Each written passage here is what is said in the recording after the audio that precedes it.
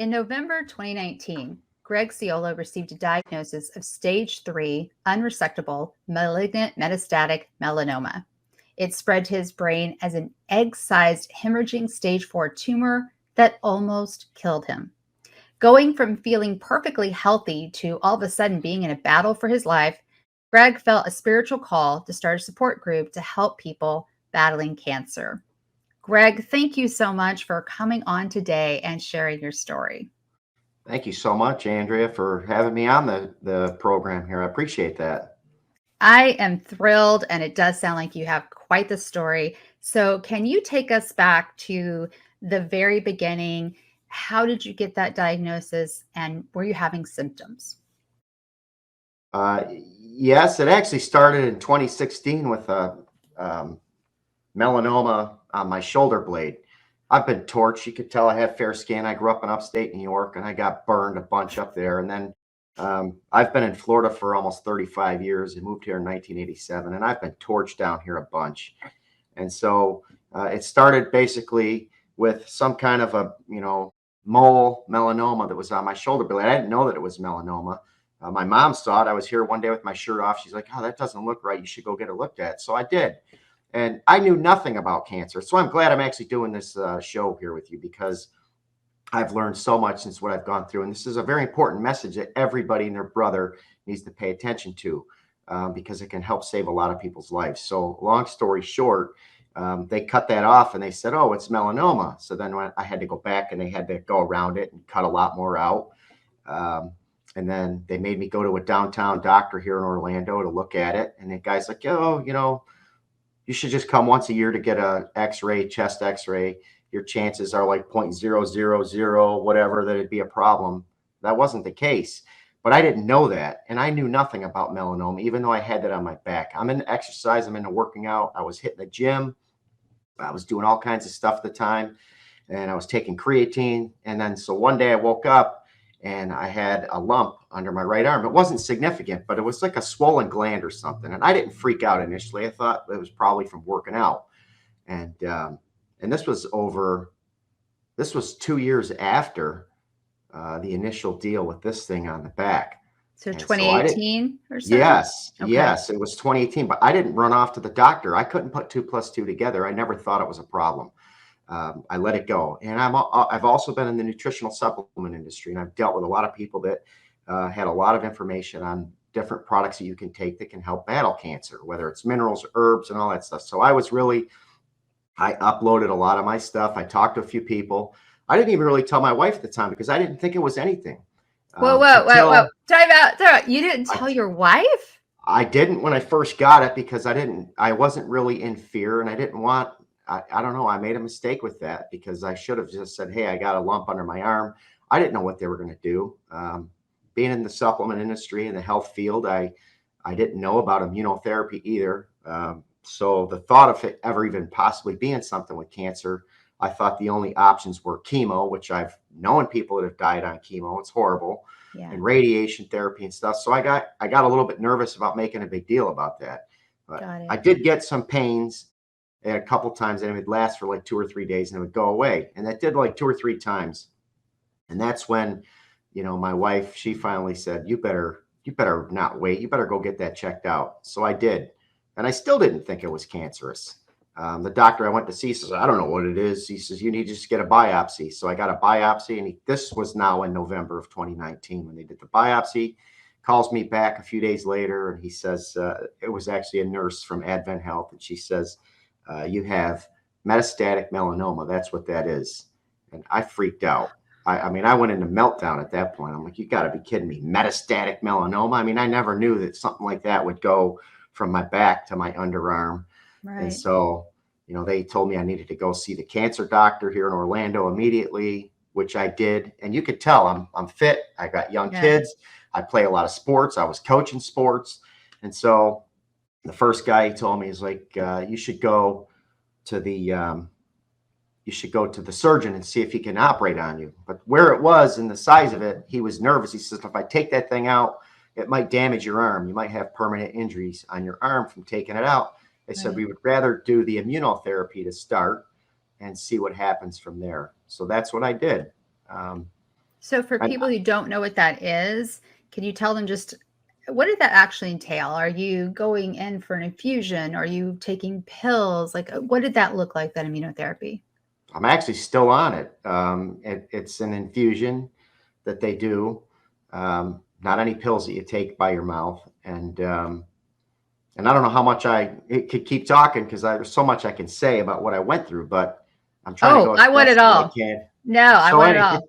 Get into the weeds, man. Get into the weeds. So are we in 2019? You said now. this is all 2019 in November towards the end. Okay.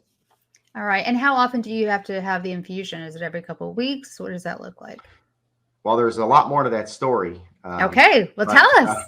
So I'm doing every 2 weeks with Moffitt Center right now. I was going Okay. to a place in Orlando. Great guy. He's done a lot of good things for me. When they wanted to start the treatment with immunotherapy, I was nervous, but they said they wanted to do both Opdivo and Yervoy, which is the combination of the two. Yeah, I'm They familiar. said it could be toxic. You could have some side effects. They said we do that for 4 treatments, and then after that, we just drop the Yervoy and we just do Opdivo. And instead of doing it every 3 weeks, we'll do it every couple weeks. And they basically want to do it for like a year when they start. So the first treatment I did was January 8th of 2020. And I felt okay. I didn't notice anything. After the third treatment in March, it was the beginning of March, they draw blood every time you see them. And the doctor says, your liver enzymes are off the chart. Like, you got to be kidding me. I was absolutely a hair's breadth away from losing my liver. This was at the Advent Center in downtown Orlando. He says, you need to go across the street to go see the liver doctor. And I don't think you're going to be going home for the weekend. He says, you're going to need a liver transplant. That's how bad it was after just 3 treatments. Yes. What? Yes. So were they making the assumption that it had spread to your liver? No, they were making the assumption that the drugs from the immunotherapy caused a major problem with my liver. They never said they thought it was the melanoma that went to my liver. I find that fascinating because that combination therapy is often used to treat patients who have late stage liver cancer as palliative treatment, certainly not curative. So I find that so fascinating that they think those drugs did the liver damage. So tell us what happened. So I went to go see the liver doctor, and he was a really nice guy. And he said, obviously, those numbers are horrible. You're a hair's breadth away from needing a liver transplant. He said, but I'm not going to give you a liver transplant right now. He said, and I'm sure anybody that's been on immunotherapy that's had problems knows this. They put you on prednisone. So they said, okay, we're going to pull you off the immunotherapy, put you on a high dose of prednisone, and see what happens to you. Had to keep doing other liver tests and things that this guy ordered, and I had to do constant blood draws to see what was going on. It wasn't something that got better like the snap of the finger. It took probably a good 4 to 5 months to get my liver back to normal. And so they stopped. This is during COVID. Am I? Oh yeah, this was right after COVID started. On top of everything else, this was in March of 2020, right when COVID hit. Wow. The only good thing that happened was the size of the tumor under the arm shrunk slightly. And so the doctor says, I don't really know what else to do at this point except to try and operate on you. So in April of 2020, they did an operation on me, and they removed the tumor that was under my arm. And like 5 days later, I went to go see the doctor who took it out. And this guy's like doing cartwheels down the hall. He's screaming. He's, yeah. He's like, we got it back, and look at the results. And it said no viable evidence of metastatic melanoma detected. It was clear. Wow. It was clear. So I'm like, thank God I won. I beat cancer. And I never at that point ever thought that I would ever have another issue again for the rest of my life with that problem. The doctor said he couldn't put me back on immunotherapy. He said that he was concerned because of what happened with those 2. So I didn't do that. I did 3 scans. All the scans were clear up until October of 2020. In October, I went to see him, and he said, I'm going to make your scan every 6 months now. He says, I don't want you to keep coming in every time. He said, because they were putting me on the PET scan. He says, you're getting exposed to some radiation and things. So I said, okay, no problem. So the scan wasn't supposed to be until April of 2021, last year. Got it. And I says, okay. I didn't think anything about it. And then I started having some issues in March. And What kind for of one thing, issues? I kept shaving underneath my arms because I had a big scar from when they cut that thing out. So I wanted to keep it and see what it looked like. And so when I actually had a couple hair follicles that plugged up, but it was so close to the scar and everything, I wasn't sure that it wasn't cancer again. So I got a little bit nervous about that. And then my wife says, you better just be safe. Don't wait 6 months to get that scan. You better Right. call up and get it done sooner. So I called Advent Health, who was doing the MRIs. I said, I want to move it up. So they moved it up to March 23rd of 2021, last year. Okay. And but prior to that, my kids were on spring break. We were at the beach, and all of a sudden, out of the blue, I got this splitting headache. Horrible, worst headache I ever had in my entire life. I was actually like on the ground. I couldn't even move. I'm like taking Advil. But I still couldn't put 2 + 2 together. I still did not know. I was ignorant about so many things. I've learned so much with all the crap I've gone through that it's like, and now I try to tell everybody, you better be seriously strict about this and pay attention to everything. So did the headache come? It came before that you actually did the scan. Yes. Just before. Okay. And I started having like some fogginess. Like didn't feel 100% in my head. I felt kind of blurry, dizzy, whatever. I don't even know how to describe it. And that was Did your making me wife nervous. notice? Was she Yeah, able to? I told her that, and I didn't really know for sure what it was. So then I went and I did that scan March 23rd. It was a Tuesday. And the doctor calls me back 2 days later, and he says, we see something in your brain. I'm like, and I'm in shock as I answer the phone. Like, you gotta be kidding me. He's like, yeah. He said, and I just ordered an emergency MRI. You need to go to an MRI tomorrow. So I went and I got the MRI, and obviously you don't get the results right there on the spot. And that was a weekend. So I didn't get a call from him until Monday. He calls me Monday and he says, you got a large hemorrhaging tumor in your brain and you need immediate surgery. So he had me check into the ICU at Advent Health the next day. And Wow. but they had to try to line up a doctor that can do the surgery that fast, which didn't happen the very day I went in there. He said, I just want you in there to be ready. And then they ran another MRI on that Tuesday, and he said that the size of the tumor grew almost twice from the MRI they took a few days before to the one they took on Tuesday. I was literally a hair's breadth away from death. Yes, if this went on, if I waited until April, I would have been dead. If I waited even a few more days to get this information, I could have been dead because they said it was like the size of a giant egg, and that it was hemorrhaging, which that's what was causing the headaches and the fogginess in my head and everything else. And I had an uncle that died in 2011 from melanoma. And so you did. Yeah, and it went to his brain. He lived for 8 years with it. It went through his body and ended up going to his brain. And it cost him to have a massive stroke, and he ended up dying like 30 days later. And now that I've gone through all this, I've studied all this. Approximately 60% of people that deal with melanoma, from what I understand, they die because it goes to the brain. It's the biggest killer. And the brain somehow is the area that draws the melanoma in more than any other area of the body. Although it does hit other places like the lungs and the kidneys and the liver and all that. Yes, those are all problems too. But I know like the brain it's drawn to the brain heavily.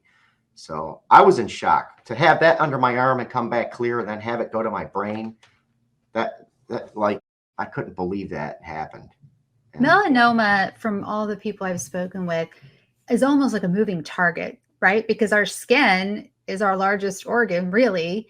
And it like you just said, it can show up anywhere. Anywhere. Yeah. So you go in, you do get this surgery, correct? Yeah. So Wednesday, March 31st of 2021. So it's exactly 1 year and 1 day from today away. Yes, they had to, I mean, you could see some of it. I don't know. It's like they barely.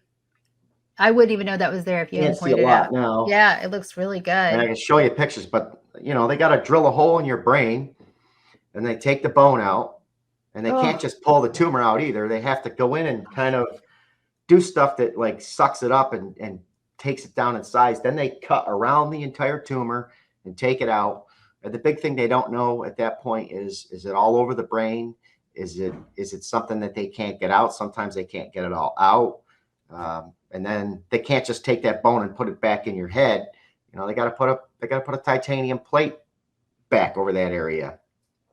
It's messed me up still. I mean, even as I'm talking to you now, I've had issues with memory for names and stuff like that. Not really for any events or anything like that. I don't recall that I've had a memory loss on that front, but I think the biggest thing I've noticed from it is it's messed my memory up with names. What was this like for your family?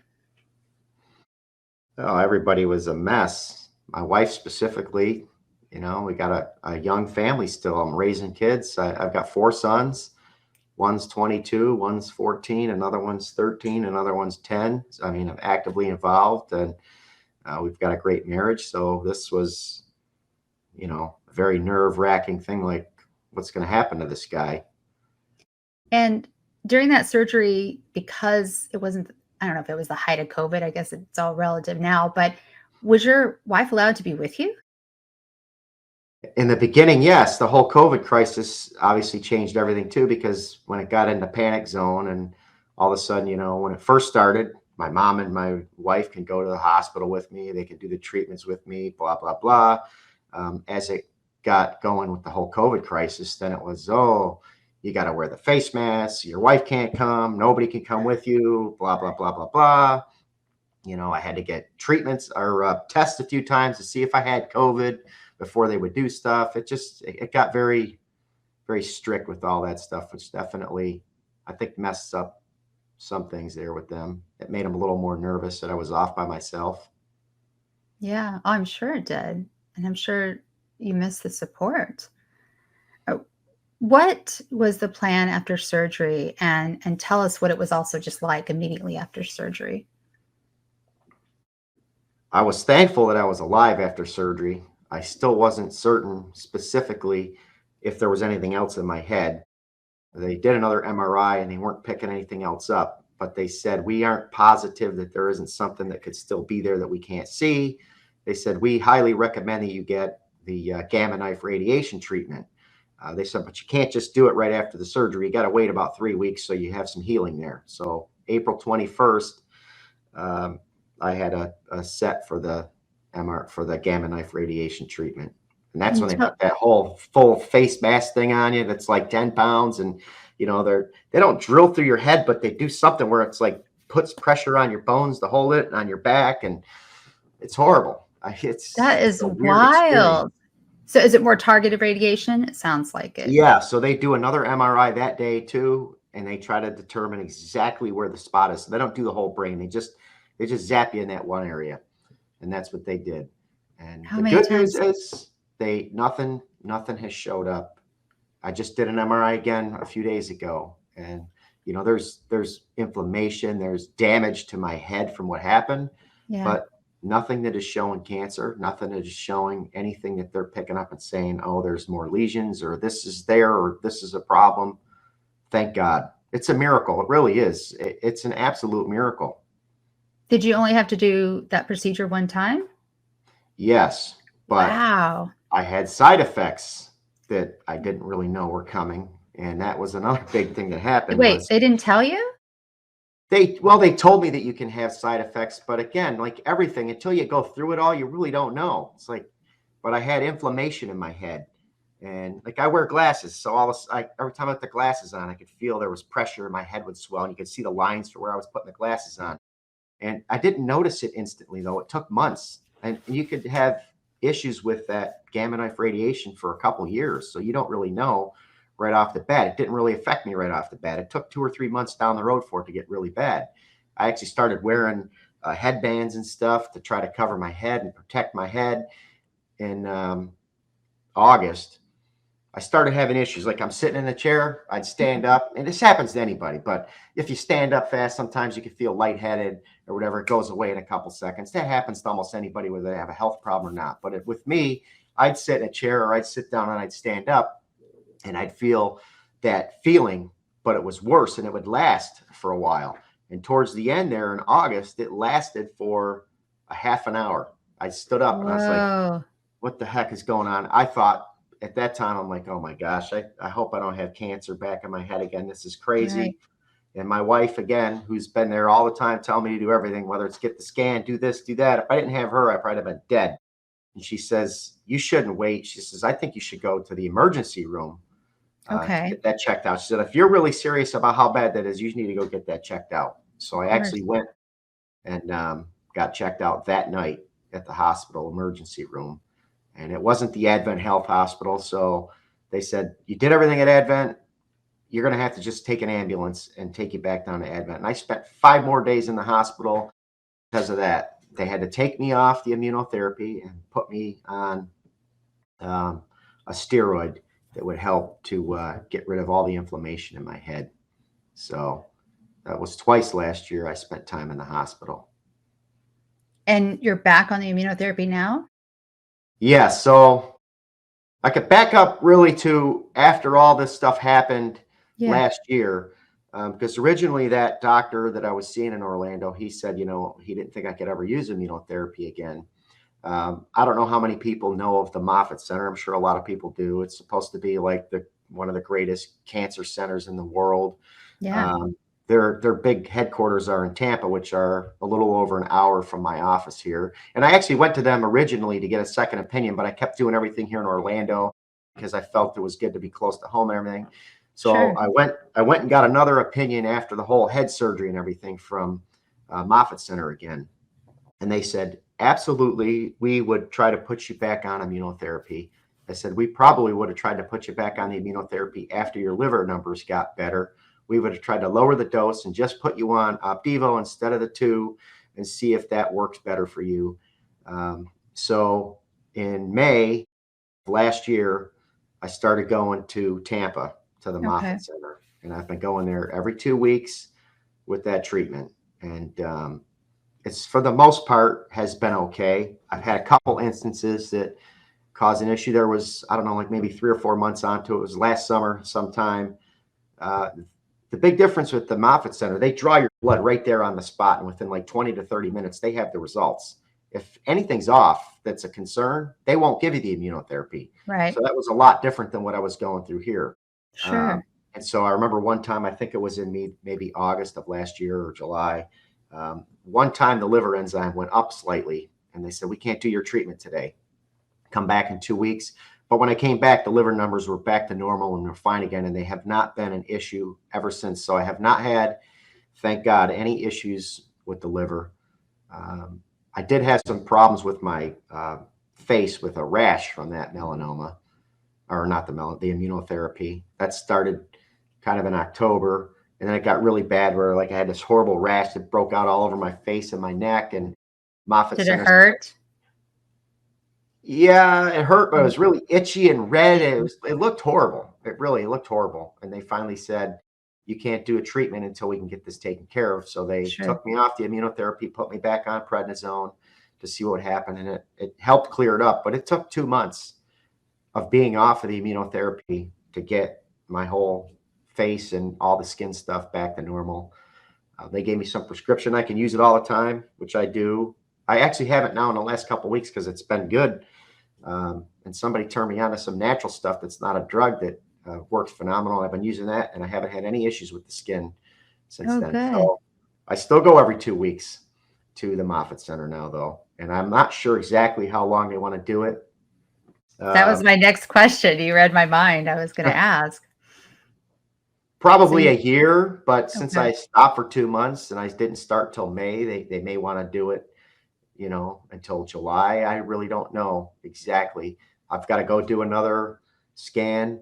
What they told me, which was different, they said melanoma is one of the most dangerous cancers we know of and we deal with. And anybody that's gone through anything that you've gone through, we're going to scan you every 3 months. They want an MRI and a body PET scan every 3 months. They said, we're going to do that for 3 years until you're completely clear. We cannot afford to let you not have that type of information. So I actually have to go this Tuesday to go do another PET scan. It's going to be a whole day event. So yeah, even though I've gone through all this, like every 2 weeks, sometimes it takes a full day. I got to drive to Tampa, and sometimes I can get back because it just scan me and give me the immunotherapy and I can go home. But this one's a big PET scan day. So Greg, prior to cancer, you were very much into fitness, wellness, working out, supplements. How did that change, if it did, over this course of time, over the last couple of years? Well, when I first got the diagnosis with the cancer in 2019, I pretty much stopped doing a lot of the working out. And then I talked to somebody, my brother-in-law, who's big into health and nutrition. He says, you need to change your diet. You need to go on a high protein, high fat diet, no carbs, be really strict. I actually went on a fast for a week. I was skipping meals. I was doing all kinds of things. And I actually lost a bunch of weight. I got down to 165 to 167 pounds. Like right now, when you look at me, I'm about 195. Um, I didn't start working out again until this year or last year in like August. I finally said, I can't handle being this thin. I got to start working out again. And I stopped being so strict on eating because everything I try to do right, it still spread to my brain. So I lost my incentive to just be so strict that I can't do anything right. Yeah. And so I don't eat bad. I'm a very strict eater as far as the health and the food that I eat, but I'm certainly not where I was being super strict like that. But supplement wise, I still take good supplements. I take a lot of good supplements. Okay. Who do you think this was harder for? And I know this is kind of a tricky question, but do you think this was harder for you to go through it as a patient or for your wife as your spouse and caregiver? It's a good question. Emotionally, considering if something happened to me, yes, I think that's been more of a stress on my wife. Thinking, God, if something happens to this guy, I'm alone. Got all these kids, they're boys, they all need help. They're at an age where it's critical. Um, yes, she's had a lot of moments of stress and anxiety and fear because of all that. I was obviously just as concerned in a different way, Right. maybe, like thinking, I sure hope I'm not going to be dying about, from this. And what the heck do I do? But What about that's your sons? uh, not, they were concerned when I was in the hospital with the surgery and stuff, but you could tell even the way I get interviewed here and stuff. I don't live with a bunch of negativity and fear and sorrow and all that. I came through all that. Obviously, it was a crisis at the time, but I don't focus on it all day long with my kids. I'm trying to tell them to be more restrictive as far as how they live their lives. They all have fair skin. I got to Okay. yell at them because last week one of them's outside without a shirt on and he gets a sunburn on his back, and I'm like, you guys, you can't be out there doing this kind of stuff. If you're going to Yeah. go out, especially here in Florida, you better put hats on and you better put the shirts on and you better put the sunblock on and not be stupid about it because look what I've gone through. So I try to be strict on that, but they're not living with a bunch of, oh, I can't believe all this happened to my dad. And, at the time when I was in the hospital, they did, but not now. Not It's now. pretty much normal life now. What has been your worst moment in all of it? Probably financial. A lot of people don't Oh, talk about that. they don't. Yes, Would my you? health and all that I'm talking about was bad. Um, I've run my own business for many, many years, and with the COVID crisis and everything else that happened, it was disastrous for my business. How do you focus on running a company and answering lines and emailing people and doing this now? Well, this day I'm going to be gone, or I'm in the hospital for 5 days, or I'm here and I'm there. And obviously, there's expenses on everything on top of that. The financial hardship on it was, I think, it stressed me out more than the cancer sometimes. Like, gosh, I can't believe I'm going through this. This is ridiculous. I've never had these kind of problems my whole life. And that's something that a lot of people don't really talk about and know. Anybody that goes through cancer for the most part, it's a financial hardship. A lot of people have money. Maybe they're good. They got good insurance and all that.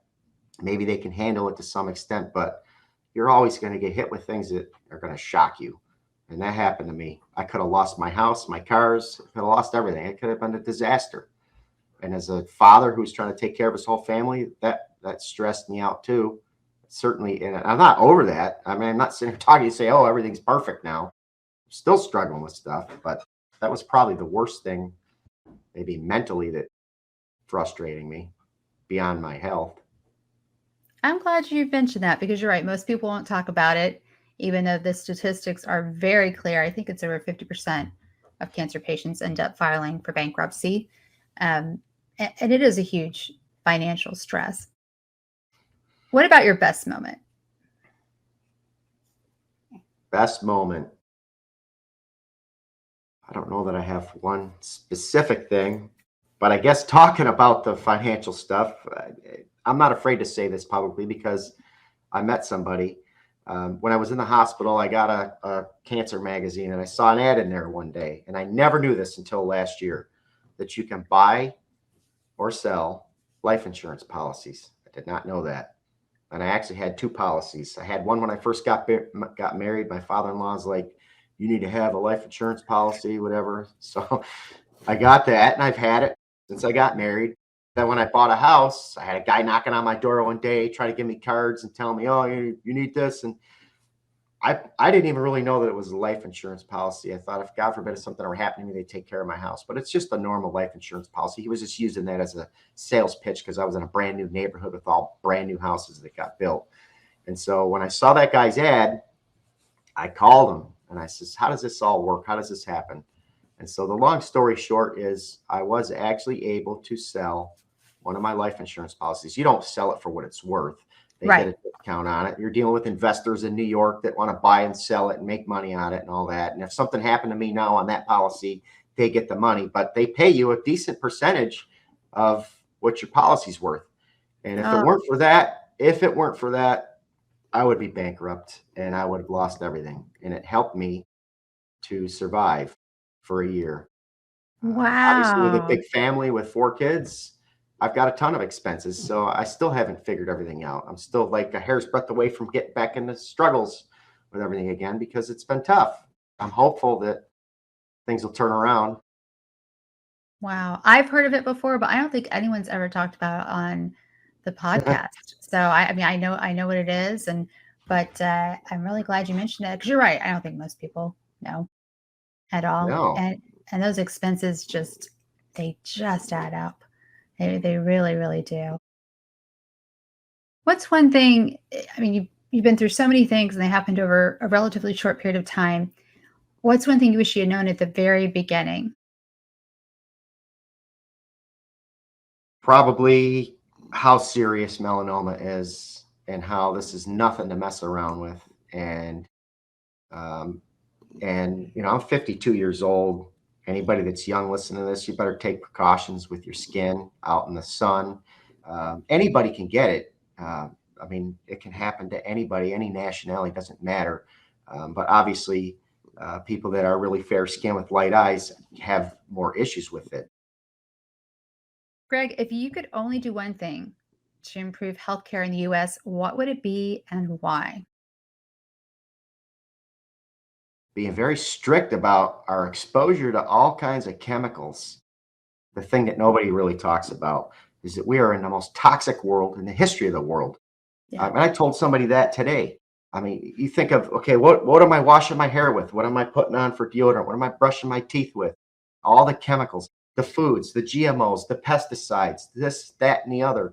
I mean, so all of these things can cause problems. So, I was sunburned. I told you I got fried. I got fair skin and everything. But you know what? I worked around a lot of chemicals when I was younger.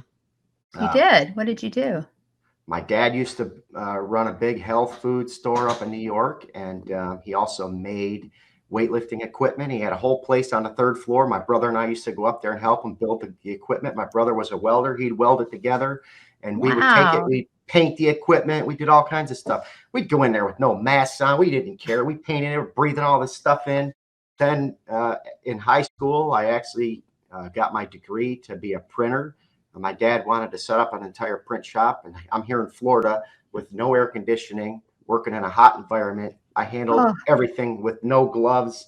I had to clean the print machine, stuff all over me. I set up a room. This was back in the day before they had all this kind of technology today, where you do the plates and you had to do the pictures and all that. And I'd go in there with the chemicals. I never covered myself.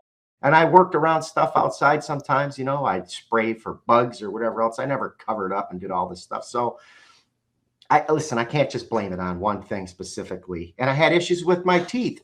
I had some fillings in my teeth. I had one with a gold crown, and I had something else over here that was a bridge. Those are two different metals with two different things. They were in there for 25 years, and I take them off, and you can see algae and stuff like that. Who knows what all this Oh, stuff does? that's Who really crazy. knows? Oh, wow. So doctors will never talk about any of this. They're just going to tell you what they can do, what drugs they can give you. But I mean, being in Yeah. the health industry my whole life, I look at all this stuff. I look at all the chemicals we're exposed to and everything else. And I'm like, wow, this is a serious issue. All right. So we are going to lighten things up. Are you ready for the Thriver rapid fire questions? Sure. All right. Here we go. Beach, desert, or mountains? Mountains. Beach Boys, Beatles, or Rolling Stones?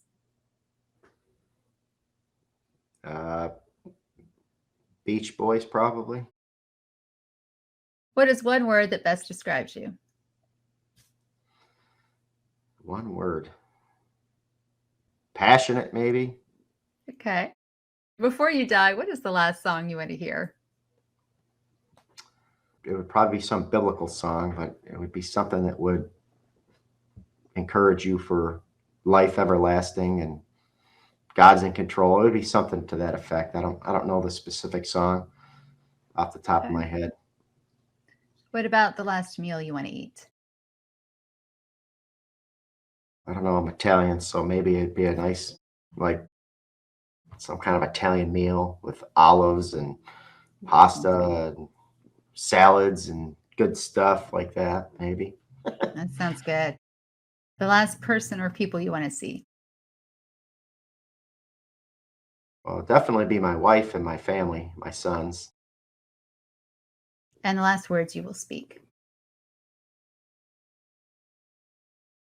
It would probably be a scripture. It might be Psalm 91, which I had a dramatic experience with. And it ends with, long life I will satisfy you and show you my salvation. So I've been hanging on to Psalm 91 for protection over my life, that I would live and not die. I don't even think about dying. I think about God protecting me and using me, and has a plan and a purpose that goes way beyond anything that I've gone through. We're in a fallen world. Everybody goes through troubles, and but I still believe God has a plan. And so I do love Psalm 91.